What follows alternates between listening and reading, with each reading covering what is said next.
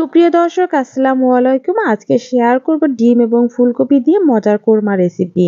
ডিমের কোরমা তো অনেকেই খেয়েছেন। ডিম এবং ফুলকপির কোরমা কি একসাথে তৈরি করেছেন? যদি না করে থাকেন তাহলে এই রেসিপিটা দেখে ট্রাই করতে পারেন। খুবই মজার হয়, আঙুল চেটেপুটে খাওয়ার মতো একটা রেসিপি। আপনি চাইলে ডিম এবং ফুলকপি আলাদা আলাদা করেও কোরমাটা তৈরি করতে পারেন এই রেসিপিটা ফলো করে। প্রথমেই কড়াইয়ে পানি দিয়ে দিয়েছিলাম, আর পানিটা যখন খুব ভালো করে গরম হবে সে পর্যায়ে ফুলকপি এরকম চাক চাক করে কেটে নিয়ে এটাকে ভিজিয়ে রাখতে হবে 5 মিনিটের মতো। এতে করে ফুলকপির যে এক্সট্রা গন্ধ থাকে সেটা দূর হয়ে যাবে। পানি ঝরিয়ে নিয়েছি। অন্যদিকে কড়াই হচ্ছে আমি তেল দিয়ে 1/2 কাপ পরিমাণে পেঁয়াজ দিয়েছি। আর পেঁয়াজগুলো কিন্তু সম্পূর্ণ ভেজে লাল লাল করে বেরেস্তা তৈরি করে নেব প্রথমেই। আর দেখেই বুঝতে পারছেন পেঁয়াজটা কিন্তু একদম বেরেস্তা হয়ে গিয়েছে। এ পর্যায়ে তেল ঝরিয়ে পেঁয়াজগুলোকে সম্পূর্ণ উঠিয়ে রাখবো। এরপরে যে এক্সট্রা তেল আছে এর মধ্যে ফুলকপিগুলো আমি এখন ভেজে নেব। ফুলকপিগুলোকে খুব সুন্দর মতো প্রথমেই ভেজে নিতে হবে, তবে একেবারে ড্রাই করা যাবে না, হালকা ভেজে নিতে হবে। যদি ডিমের কোরমা করেন তাহলে ডিমটা ভেজে নেবেন আলাদাভাবে, আর ফুলকপিটাও এভাবে ভেজে নেবেন। এখন দেখুন ডিমগুলোকেও আমি হালকা একটু ভেজে নিচ্ছি, যেহেতু আমি একসাথে রান্নাটা করব সেজন্য সবকিছুই হালকা করে ভেজে নিচ্ছি। ডিমগুলোকে তেল ঝরিয়ে উঠিয়ে রেখে এরপরে হচ্ছে তেলের মধ্যে দিয়ে দিতে হবে গোটা গরম মসলা, দারুচিনি, এলাচ, লবঙ্গ এবং গোলমরিচ দিয়েছি। সবকিছু খুব সুন্দর মতো ঘ্রাণ বের হলে তারপরে হচ্ছে দিয়ে দেবো আমি বাটা পেঁয়াজ। পেঁয়াজটাও আমি 1/2 কাপের মতো ব্যবহার করেছি। পেঁয়াজটাকে খুব ভালো করে ভেজে নিতে হবে যতক্ষণ পর্যন্ত কাঁচা গন্ধ না দূর হয়। কাঁচা গন্ধ দূর হলে এখানে 1/2 চামচ পরিমাণে আদা বাটা আর 1 চামচ পরিমাণে রসুন বাটা দিয়ে দিলাম। এই আদা এবং রসুনের পেস্ট দিয়েও খুব ভালো করে ভেজে নিতে হবে 1 থেকে 2 মিনিটের মতো, যাতে করে পেঁয়াজ এবং আদা রসুন কোনো কিছু থেকেই যেন কাঁচা গন্ধ না থাকে। এজন্য খুব সুন্দর মতো আমি ভেজে নিয়ে তারপর হচ্ছে হালকা একটু পানি দিয়ে দিলাম। এরপরে শুকনো উপকরণ দিয়ে দিচ্ছি। প্রথমে হচ্ছে 1/2 চামচ পরিমাণে লাল মরিচের গুঁড়া, 1/2 চামচ ভাজা জিরে গুঁড়া, 1/2 চামচ ধনিয়া গুঁড়া দিয়ে দিলাম। দেওয়ার পরে আবারও খুব ভালো মতো কষিয়ে নিচ্ছি।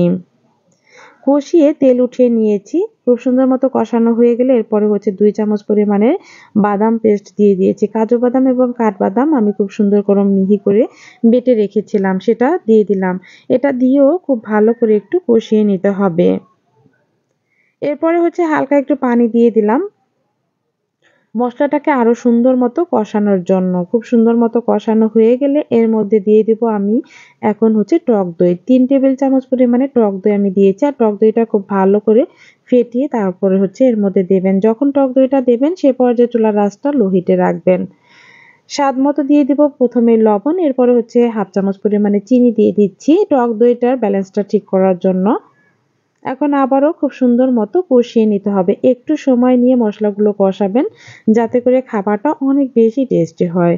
কষানো হয়ে গেলে তার মধ্যে হচ্ছে ফুলকপি এবং ডিমগুলো দিয়ে দিলাম। সেগুলো দিয়েও খুব সুন্দর মতো আলতো হাতে কষিয়ে নিতে হবে 1 থেকে 2 মিনিটের মতো।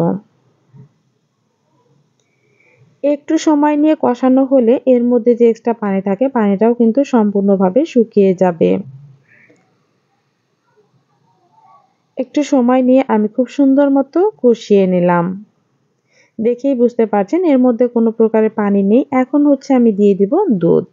দুধ দিয়ে দেবো আমি 1 কাপ পরিমাণে। আপনি চাইলে এই রান্নাটা পানি দিয়েও করতে পারেন, তবে দুধ দিয়ে রান্না করলে কোরমার টেস্টটা অনেক গুণ বেড়ে যায়, এবং কোরমা কিন্তু দুধ দিয়ে রান্নাটা করারই চেষ্টা করবেন সবসময়। কিছু আস্ত কাঁচামরিচ দিয়ে দিলাম, এরপর হচ্ছে ঢাকনা দিয়ে দিয়েছি রান্না করার জন্য। এখন হচ্ছে উল্টিয়ে পাল্টে রান্না করতে হবে 5 থেকে 6 মিনিটের মতো, তাহলেই কিন্তু রান্নাটা কমপ্লিট হয়ে যাবে। চুলার আঁচটা অবশ্যই মিডিয়াম হিটে রাখবেন। শেষের দিকে দিয়েছি আমি 1 চামচ পরিমাণে ঘি।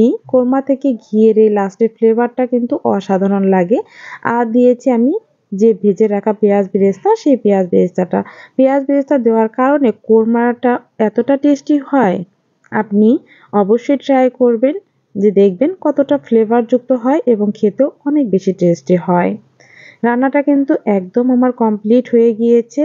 এখন চুলাটা অফ করে আমি 5 মিনিট পরে সার্ভ করব। দেখবেন কালারটা কত সুন্দর চলে আসবে। যেকোনো রান্নায় দেখুন চুলাটা অফ করে রাখলে কি সুন্দর তেল উঠে এসেছে এবং কালারটাও চেঞ্জ হয়ে এসেছে। আর দেখেই বোঝা যাচ্ছে কতটা লোভনীয় হতে পারে। রেসিপিটা কিন্তু একদম সহজ, খেতে হয়েছিল অসাধারণ। অবশ্যই বাসায় ট্রাই করবেন। সবাই ভালো থাকবেন, সুস্থ থাকবেন। আল্লাহ হাফিজ।